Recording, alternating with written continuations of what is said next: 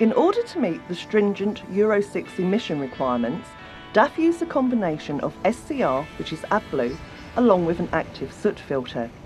There are three types of regeneration: passive, which will take place during normal running operation with no driver or operator input required; active mobile, where a small addition of fuel is injected into the engine aftertreatment system, again, no driver or operator input is required; and finally, stationary forced, where driver or operator intervention is required. Most of the collected soot in the diesel particulate filter, or DPF, will burn passively, therefore you, the driver, will most likely never realise this process is taking place. However, if the soot level in the DPF becomes too high, the system will start an active regeneration, which simply means the addition of a small amount of fuel to help burn off the soot. Again, this will not be noticed by you. You may notice the high exhaust system temperature, or HEST warning, becoming active. The HEST warning is a reminder that the engine aftertreatment system has increased in temperature and caution is required if stopping and parking up. Make sure there are no people, vehicles, animals or combustible materials within 2 meters of the exhaust outlet and that the catwalk is clear. If your operation isn't supportive of passive regeneration, primarily urban or multi-drop operations, you may be requested via a pop-up message in the DIP that a static forced regeneration is required. Driver or operator assistance is required using the dashboard mounted control switch. Should this happen, then you may need to allow between 45 and 70 minutes depending on the soot loading to complete the regeneration successfully, and a countdown timer will keep you informed. The DPF switch has 3 functions: running, off and initiate.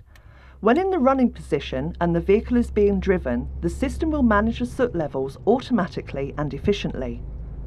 Off allows the regeneration system to be inhibited, for example when working in enclosed spaces or an oil refinery, and remember to switch back on when commencing your journey. Simply following any on-screen prompts regarding regeneration allows you to get on with the job you do best. However, if you choose to ignore the information given, then you can expect further warnings along with engine power reduction. There are 4 levels of static force regeneration. Level 1, soot level high. Level 2, soot level too high. Level 3, soot filter full and engine power reduction. And level 4, soot filter full and service is required. It is advisable to carry out a static force regeneration when prompted. However, taking a motorway route with a fully loaded combination at warning levels 1 or 2 will reduce the level of soot in the DPF automatically. Should you experience a level 3 warning, you must carry out a static force regeneration at your earliest opportunity, as motorway driving is no longer an option. Should you ignore this warning for any reason, you will need to seek immediate assistance from your DAF dealer at level 4. When carrying out a stationary force regeneration, you must prepare the vehicle to ensure this process can be carried out safely.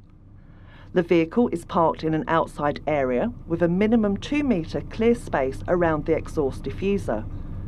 The park brake is applied, the engine is running at idle speed, and the vehicle is not left unattended. Once you have prepared the vehicle, you need to press the DPF switch to start the process. Remember, if carrying out a forced regeneration, this will be recorded as other work. Regeneration is necessary with all new vehicles, but DAF have designed the management of regeneration to keep driver involvement to a minimum, and making any DIP instructions that may appear as simple to follow as possible.